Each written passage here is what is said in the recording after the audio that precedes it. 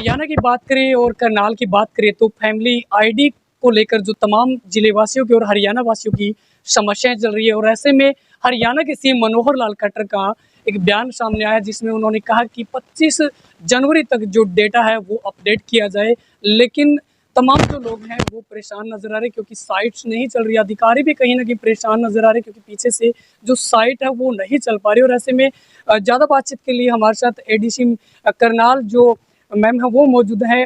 जी ma'am, क्या कुछ कहेंगे? जी पीपीपी आईडी की जो साइट है वो सुबह 1-2 घंटे के लिए ओटीपी का कुछ इशू आया था, लेकिन अब सभी साइटें सही प्रकार से चल रही हैं और लोगों की ग्रीवेंस अपलोड भी करवाई जा रही है। मैम, जिस तरह से खंड स्तर पर जो बनाए गए हैं जोनल मैनेजर जहाँ पर बैठाया गया है वहाँ पर तो ताले लटके हुए। किसी भी जोनल मैनेजर के वहाँ पे ताले नहीं लटके हुए हैं। सभी बीडीपीओ ऑफिस में, सेक्रेटरी एमसी ऑफिस में लगाए गए हैं।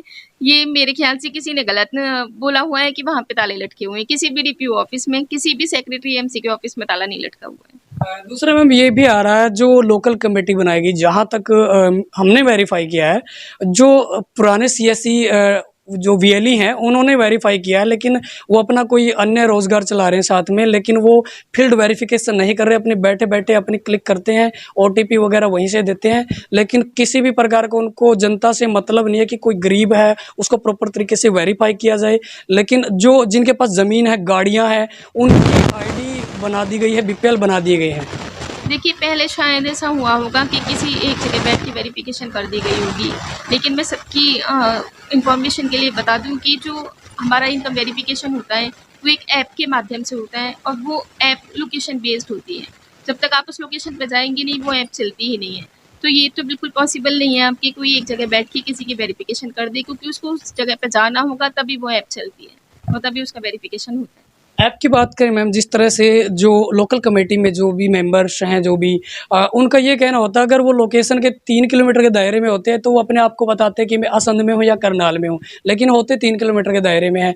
लेकिन जनता परेशान है, कहीं ना कहीं उनको भी देखना चाहिए कि एक प्रॉपर तरीके से, क्योंकि उनको जिम्मेदारी दी गई है प्रशासन की तरफ से, आप लोगों की तरफ से, वो जिम्मेदारी को निभाएं ताकि जनता को परेशानी ना आए। हाँ, बिल्कुल सभी जेड क्रीम्स को सख्त निर्देश दिए हैं कि उनको जो जोन एलोकेट किया गया है वहीं पर बीडीपीओ ऑफिस में या सेक्रेटरी एमसी के ऑफिस में ही बैठें। लेकिन अगर ऐसी कोई शिकायत मिलती है हम डेली उनसे वीडियो कॉल करके भी ये सुनिश्चित करते हैं कि वो वहीं पर बैठे हुए हैं।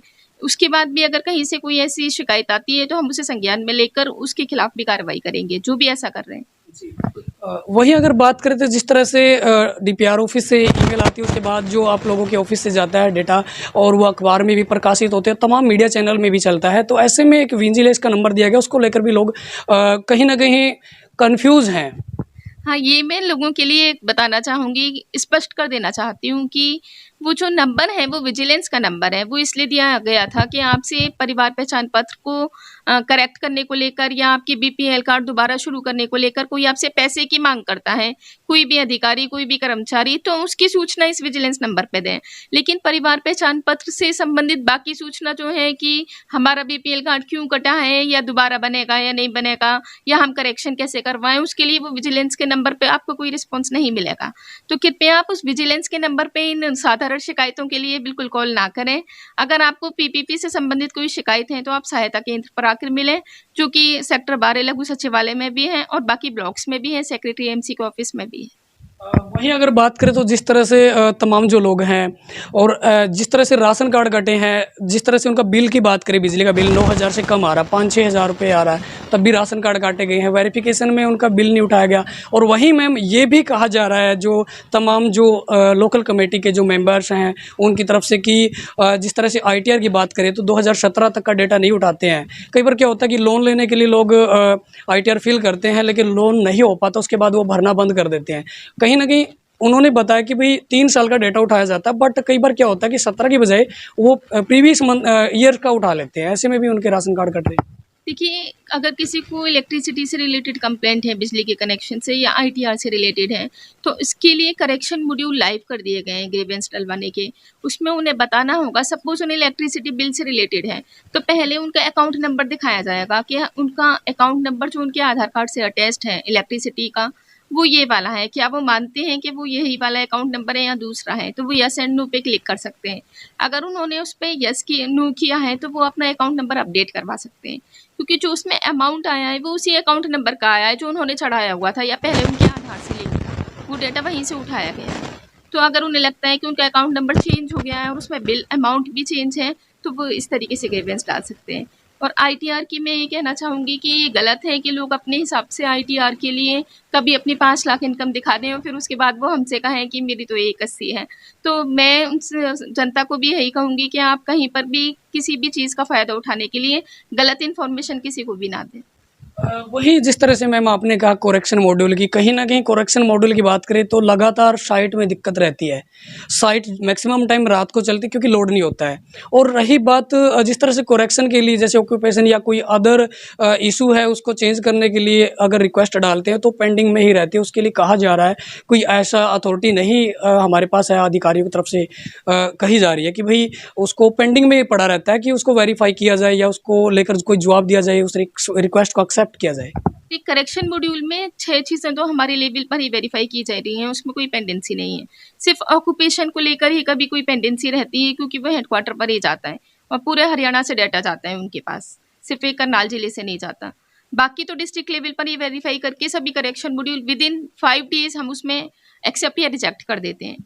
और बाकी ये जो करेक्शन मॉड्यूल की बात है, जैसे आपने इलेक्ट्रिसिटी बिल का भी बताया, आईटीआर का भी बताया, तो ये चीज़ें पहले नहीं थी, लेकिन जैसे जैसे समस्या संज्ञान में आई है तो इनके लिए करेक्शन मॉड्यूल में चेंजेस किए गए हैं। तो चेंजेस करने की वजह से साइट कुछ देर के लिए डाउन रहती है उस दिन। तो अब जैसे सभी मॉड्यूल डाल दिए गए हैं, लाइव कर दिए गए हैं, तो मुझे लगता है आगे कोई समस्या नहीं आएगी।